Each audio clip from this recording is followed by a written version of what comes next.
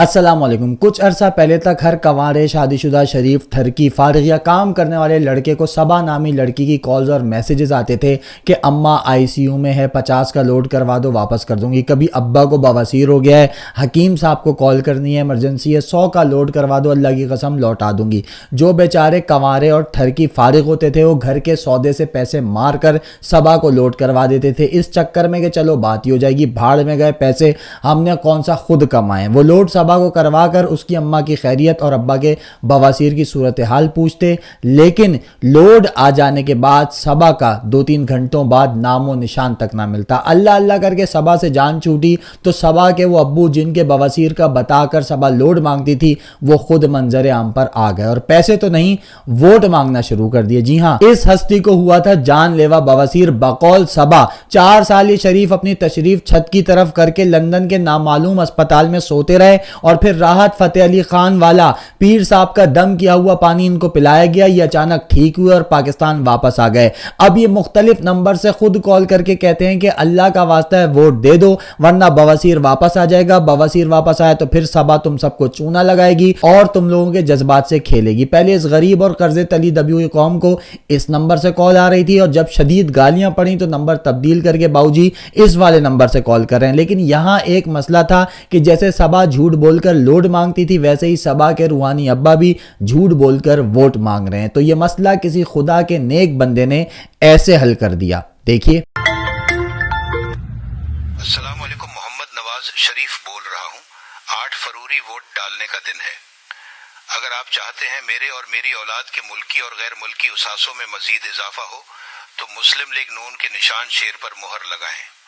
آپ کا ووٹ شریف خاندان کو ترقی، خوشحالی کی منزلوں کی طرف لے کر جائے گا انشاءاللہ۔ یہ ہے سچ، کیونکہ اگر مریم نواز کے باؤجی نے ووٹ قوم کے لیے مانگا ہوتا تو 4 بار ان کو اقتدار مل چکا ہے اور ان 4 باریوں میں پاکستان کا جو حال کر کے نواز شریف بھاگا قوم اس کی گواہ ہے۔ ان نگرانوں سے پہلے آخری بار اس کا بھائی ہی ہم پر مسلط تھا اور 150 کا پیٹرول 300 تک لے گیا، 180 کا ڈالر 290 تک لے گیا، مہنگائی کو پاکستان کی تاریخ کی بلند ترین سطح پر لے گیا۔ یہ حال تو اس وقت بھی نہیں تھا جب عمران خان کے دور میں صدی کا سب سے بڑا بحران کووڈ آیا تھا اور اتنی تباہی پھیرنے کے بعد بھائی صاحب گجرانوالہ میں نون لیگی گڑھ سمجھے جانے والے علاقے کا ناکام ترین جلسہ دیکھ کر باولے ہوئے پڑے تھے۔ ایسی حرکتیں کرنے والوں کو خود ان کے گھر والے کسی مزار پر چھوڑ کر آتے ہیں اور یہ ہمارے سر پر مسلط کر دیا گیا۔ یہی شخص پاکستان کا وزیر اعظم تھا، یقین کریں یہی وہ شخص تھا جس نے قوم کو بھکاری کا اور خود فقیر بن کر ہر کسی کے در پر مانگنے کھڑا ہو جاتا تھا۔ یہی وہ شخص تھا جس نے پاکستان کی خارجہ پالیسی کو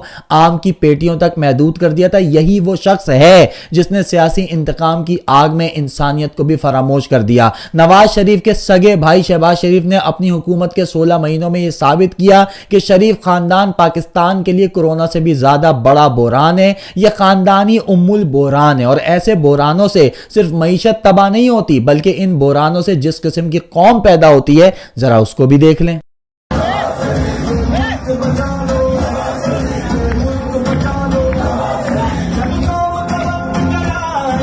ماشاءاللہ سے پینڈ میں اگر مزید 200-400 چوٹیاں چھوڑ دیتے تو میاں صاحب سے اور زیادہ اظہار محبت کرتا یہ گوال منڈی کا مائیکل جیکسن۔ ایسے انسان 2 ہی صورتوں میں ناچتا ہے، ایک جب جان خطرے میں اور دوسری جب آپ کو یقین ہو جائے کہ زندگی میں مجرے کے علاوہ آپ کچھ کر ہی نہیں سکتے۔ بہرحال ایک طرف تو گوال منڈی کا نیلسن منڈیلا درخواستیں کر کے لوگوں سے ووٹ مانگ رہے، دوسری طرف جبر بھی آب و تاب کے ساتھ جاری ہے۔ آئی پی پی کے لیڈر منافق ترین صاحب گھٹیا ترین ہتھ کنڈوں پر اترے ہوئے ہیں۔ پہلے ان کے خلاف کھڑے ہونے والے شفیق آرائی صاحب گمشدہ ہوئے اور الیکشن سے دستبردار ہو گئے، پھر پیر عام اقبال صاحب کے ساتھ بھی یہی ہوا اور اب جہانگیر ترین صاحب کے خلاف الیکشن لڑنے والی خاتون امیدوار عفت سومرو صاحبہ بھی اپنی الیکشن کیمپین کے دوران گرفتار کر لی گئی۔ کیوں، کیا الزام ہے، کچھ نہیں معلوم۔ اسی طرح سے تحریک انصاف کے مزید 3 امیدواروں کو بھی گرفتار کر لیا گیا۔ دیکھیے حالات بہت زیادہ سخت ہیں، یہ میں مانتا ہوں، سب مانتے ہیں، بہت مشکلات ہیں، بہت مسائل ہیں کیونکہ یہ بقا کی جنگ ہے، لیکن ایک بات یاد رکھ رکھیں کہ 8 فروری صدیوں میں آنے والا وہ دن ہے جو ہم 24 کروڑ کی تقدیر بدل سکتا ہے۔ اگر انتخابات سے کچھ نہ ہوتا تو پھر انتخابات میں کبھی اتنی تاخیر نہ کی جاتی۔ اگر کسی کی بات ہو جانے سے وہ اقتدار میں بآسانی آ سکتا تو عمران خان کو گرفتار کروا کر سب سے پہلے انتخابات کروا دیے جاتے۔ اگر انتخابات مکمل مینج ہو سکتے تو آج وزیر اعظم نواز شریف بن چکا ہوتا۔ اتنا سب کچھ ہونے کے باوجود بھی سب کچھ بدل سکتا ہے۔ اگر ووٹر ٹرن آؤٹ 50 سے 55% رہا تو اچھے مقابلوں کے باوجود نواز شریف کے من پسند نتائج حاصل کر لیے جائیں گے۔ اگر یہی ووٹر ٹرن آؤٹ 60 سے 65% رہا تو جو توقع کی جا رہی ہے اس میں کافی حد تک ناکامی ہوگی، اور اگر ووٹر ٹرن آؤٹ 65 سے 70% ہو گیا تو آپ کے ووٹ سے انقلاب آ جائے گا اور دہائیوں کا سفر ایک دن میں کٹ جائے گا۔ اس لیے اس دن کی اہمیت کو پہچانیں، ووٹ ضرور دیں، چاہے جس کو دیں، جس کو آپ خود کے لیے اور اپنے ملک کے لیے بہتر سمجھتے ہیں اس کو دیں، مگر ووٹ ضرور دیں، کیونکہ اگر یہ موقع ہاتھ سے نکل گیا،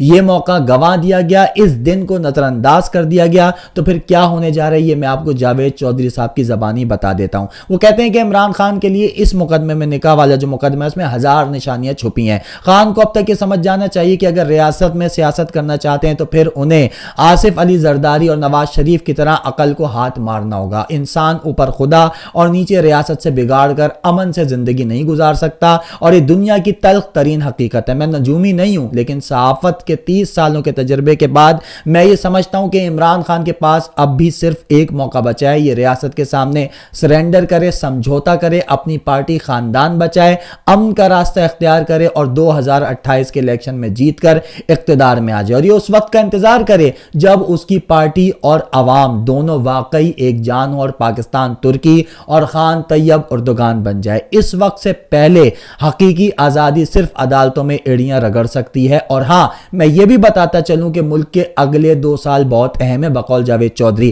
اگر عمران خان نہ رکا اور میاں صاحب نے بھی اقتدار میں آ کر ووٹ کی عزت کی تلاش شروع کر دی تو پھر اس ملک میں 20 سال کے لیے چینی ماڈل آ جائے گا۔ چین ویٹو پاور کے ذریعے ہمیں عالمی پابندیوں سے بچائے گا اور ملک میں صرف ایک پارٹی ہوگی اور وہ اصلی اور نسلی پارٹی ہوگی، باقی سب لیڈرز اور پارٹیاں غائب ہو چکی ہوں گی۔ چنانچہ یہ سب لوگ ٹھیک ہو جائیں یا پھر چینی ماڈل کا انتظار کریں، وہ وقت اب زیادہ دور نہیں ہے۔ یہ ہے وہ منصوبہ جو ہم سب کے لیے تیار کھڑا ہے بقول جاوید چودھری کہ اگر آنے والے وقت میں میاں صاحب کی بھی ان سے نہ بن سکی تو پھر ان کو بھی اقتدار سے بے دخل کر دیا جائے گا اور پاکستان میں 20 سال کے لیے چینی ماڈل آ جائے گا۔ کس کی حکومت ہوگی، کون وزیر اعظم ہوگا، کچھ نہیں پتا، البتہ پاکستان سے سیاست مکمل طور پر غائب ہو جائے گی۔ لیکن اس کے جواب میں حامد میر صاحب کہتے ہیں کہ ہمارے جو لوگ اس طرح کے منصوبے بناتے ہیں، اور منصوبے تو وہ بہت بڑے بڑے بناتے ہیں لیکن ان کے اکثر منصوبے فیل ہو جاتے ہیں۔ ہو سکتا ہے کہ 8 فروری کو ان کا منصوبہ عارضی طور پر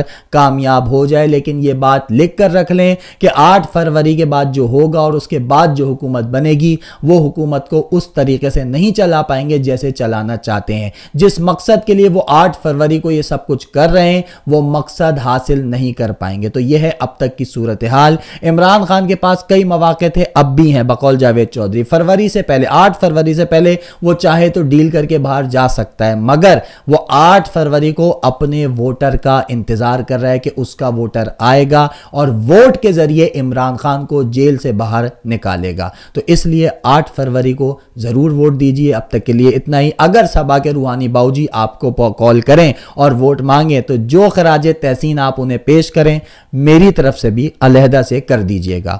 اللہ حافظ۔